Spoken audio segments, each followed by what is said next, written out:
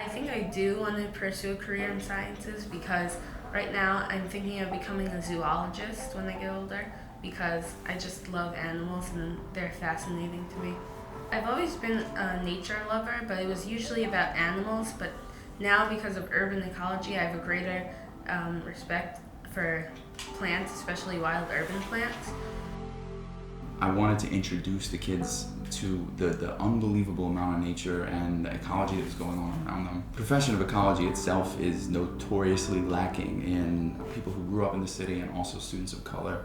And so those are the voices that we're going to need going forward to remedy some of the problems that the city's facing. You walk by a plant, could be any plant, and you don't think that much is going on inside of it. You say, oh, it's just a plant. We really learned that so much is going on inside the plant when it's reproducing, and we learned about all the different types of reproduction, asexual and sexual, and spore producing, seed producing. It's also really enjoyable to stop at a plant and try and look for the reproductive parts and see if reproduction is going on, because then you can relate what you're doing outside to something that you learned in TEAK. The Highline's a beautiful place, it's a magical place. So I like to give them the experience, the nature journal there. And the idea when they get there is to sit with a plant or a group of plants and focus on it and then make scientific observations, but also talk about emotions and the plant itself. Yesterday we spoke in particular about plant phenology beforehand. And plant phenology is the study of life cycle events in plants.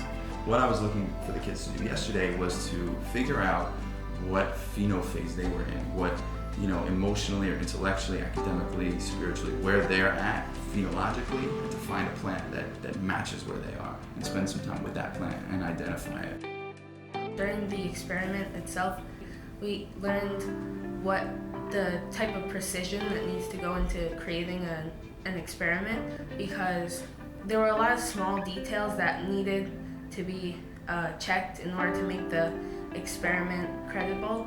We had to take into account all the different possibilities and keep everything besides the independent variable constant.